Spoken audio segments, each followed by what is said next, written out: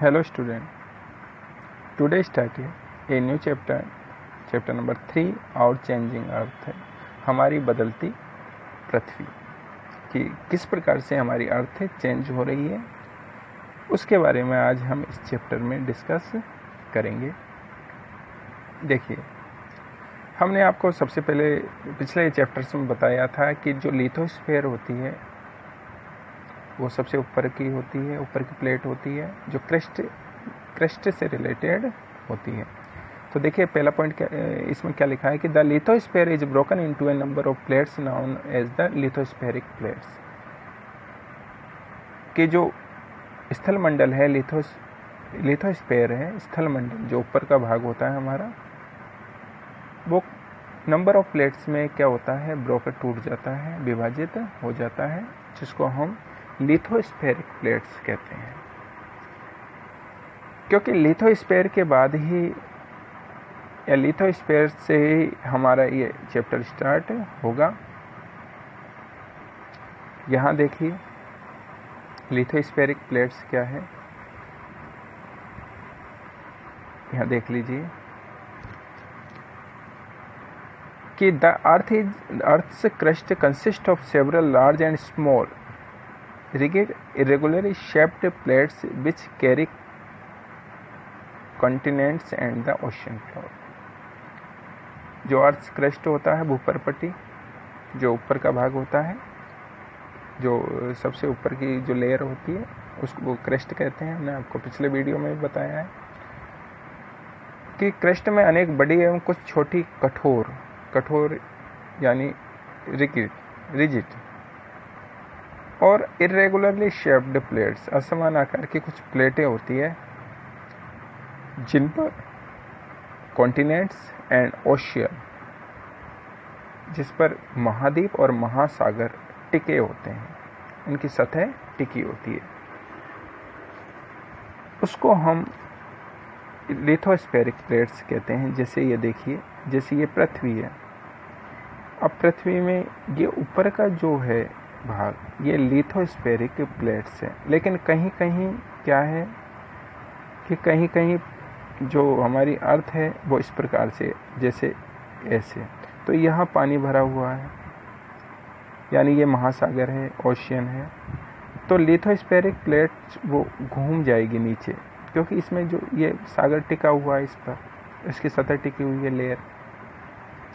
तो ये वाला पार्ट है, ये नीचे वाला पार्ट है, ये भी लिथोस्फेरिक प्लेट होगी। तो अर्थ ऐसे है हमारी, जैसे यहाँ पानी है, फिर यहाँ पानी है, फिर यहाँ वाटर है, यहाँ, तो ये वाले भी लिथोस्फेरिक प्लेट है और ये वाले भी लिथोस्फेरिक प्लेट्स है। तो आज हम चैप्टर लिथोस्फीयर से करेंगे, लेकिन सबसे पहले आज हम देख लेते हैं कि इस चैप्टर में हम किस किस चीज़ को डिस्कस करेंगे। हमारा इस चैप्टर में कौन कौन से टॉपिक्स होंगे, क्या होगा, वो हम आज सबसे पहले उस पर डिस्कस कर लेते हैं, क्योंकि इसको हम वापस से रिवाइज करेंगे, रिपीट करेंगे।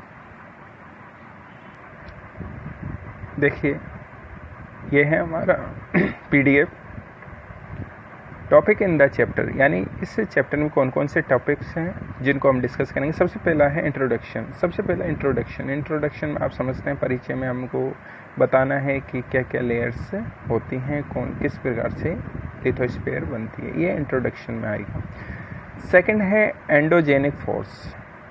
एंडोजेनिक है अंतर्जनित, जो अंदर से कोई फोर्स लगता है वो एंडोजेनिक फोर्स होता है, उसके बारे में पढ़ेंगे, जिसमें हम विशेषकर वोल्केनो आप समझते हो, ज्वालामुखी और अर्थक्विक यानी भूकंप, इसको पढ़ेंगे, क्योंकि वो अंदर से पैदा होता है, वो फोर्स ऊपर से नहीं बल्कि अंदर से फोर्स होता है, जिससे जो अर्थ है उसमें वाइब्रेशन हो जाता है, कंपन हो जाता है। थर्ड पॉइंट है एक्सोजेनिक फोर्स। एक्सोजेनिक का मतलब बहिर्जनी, जो बाहर से लगता है, जैसे नदी से, किसी एयर से, जो हमारे ग्लेशियर हैं उनसे जो फोर्स लगता है, ग्लेशियर से गिरते हैं तो उससे जो वाइब्रेशन होता है वो एक्सोजेनिक फोर्सेज में आता है। फोर्थ पॉइंट है हमारा मेजर लैंडफॉर्म्स, जो मुख्य स्थलाकृतियाँ हैं जिसमें आपके ये समझिए वाटरफॉल्स हैं, रिवर्स की जो वैलीज हैं, वो हम इसको डिस्कस करेंगे इस पॉइंट में। अगला है वर्क ऑफ रिवर का, नदी का क्या कार्य है, उसको फिफ्थ पॉइंट में डिस्कस करेंगे। 6 है वर्क ऑफ सी वेव्स, जो समुद्र की तरंगें होती हैं उसको हम डिस्कस करेंगे इस चैप्टर में, जिसमें वर्क ऑफ आइस और वर्क ऑफ विंड यानी बर्फ़ के और विंड यानी हवा पवन के जो कार्य हैं उसको हम इसी पॉइंट में डिस्कस करेंगे। तो आज हमने बताया कि हमारे क्या टॉपिक्स हैं चैप्टर के। सबसे पहला हमारा जो पहला टॉपिक है वो है इंट्रोडक्शन। इंट्रोडक्शन क्या है देखिए,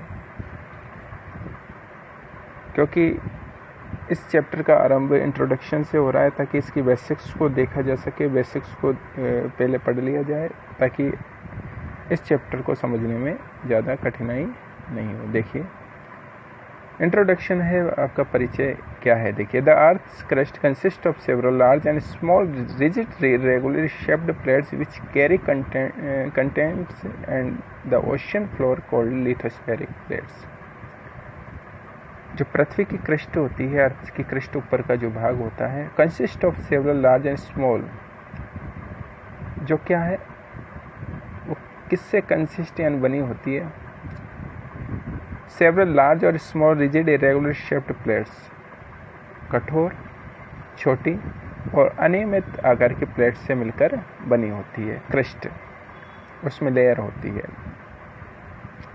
जैसे ऊपर का ये पोर्शन है उसमें पृथ्वी में लेयर्स होती हैं, मिट्टी अलग अलग टाइप की होती है, जैसे ऊपर अलग टाइप की है, अंदर अलग टाइप की मिट्टी होती है, तो वो लेयर्स होती हैं। Which carry continents and the ocean floor called lithospheric plates, जो महाद्वीप और ओशियंस के तलों को कैरी करती है यानी उसको अपने ऊपर टिकाती है, उसके तल को अपने ऊपर रखती है। पानी किसी तल पे तो रहेगा, किसी सरफेस एरिया पे रहेगा, उसी को हम लिथोस्फेयर कहते हैं, लिथोस्फेरिक प्लेट्स कहते हैं। जैसे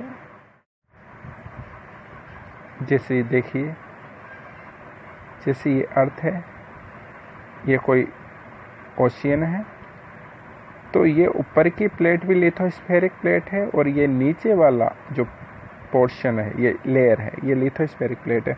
अब इस पे ये पूरा सागर टिका हुआ है, कैरी कर रखा है इसको, तो कहने का अर्थ है कि जो नीचे वाली लेयर है वो भी लिथोस्फेरिक प्लेट्स के अंतर्गत आती है।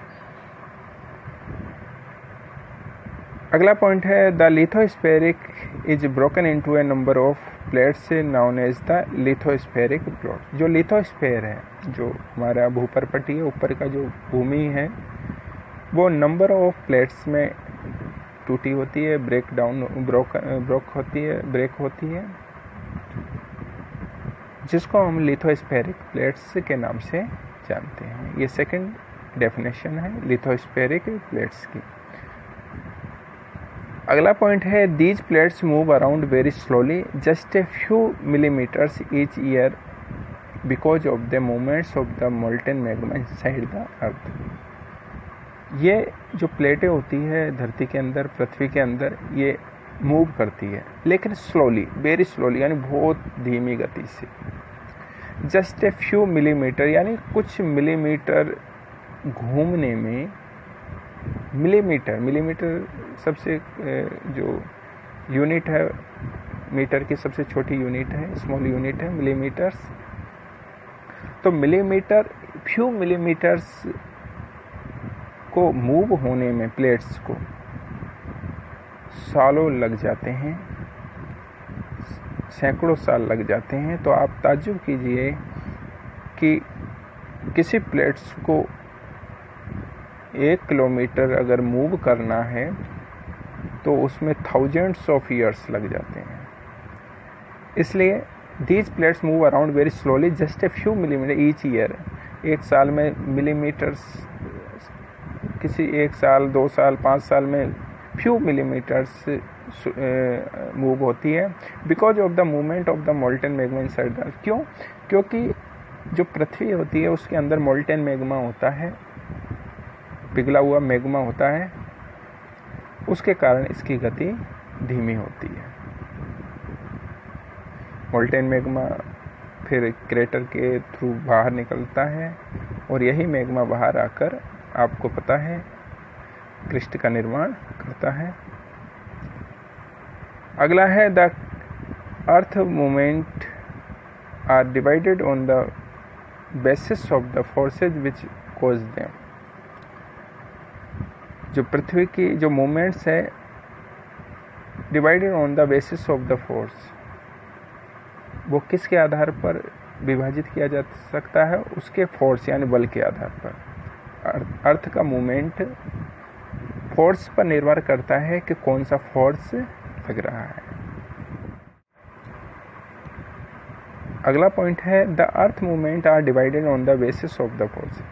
अर्थ का जो मूवमेंट होता है वो फोर्स के बेस पे होता है। कौन सा फोर्स लग रहा है, किस फोर्स के द्वारा वो अर्थ मूवमेंट कर रही है, विच कॉज इसके कई कारण हो सकते हैं जिसके आधार पर हमें पता लगता है कि अर्थ का मूवमेंट किस प्रकार के बल से लग रहा है। तो इस चैप्टर में हम दो प्रकार के बलों को, टू टाइप्स के फोर्स को डिस्कस करेंगे। Number 1 endogenic and number 2 exogenic. Endogenic वो फोर्स होते हैं जो अंदर से लगते हैं यानी पृथ्वी के अंदर से लगते हैं, और एक्सोजेनिक वो होते हैं जो पृथ्वी के बाहर लगते हैं। एंडोजेनिक में आपको हमने बताया अभी थोड़ी देर पहले कि वोल्केनो के थ्रू, नंबर 2 अर्थक्वेक के थ्रू।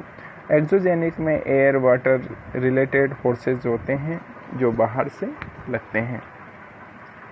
तो आज के चैप्टर में हमने जो डिस्कस किया, हमारा डिस्कस का पॉइंट था इंट्रोडक्शन।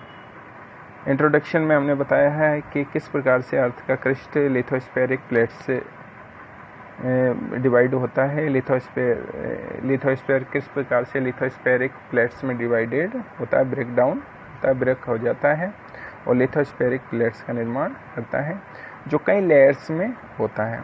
अब ये लेयर्स क्या करती है कि मूव करती है बहुत धीमी गति से, स्लोली।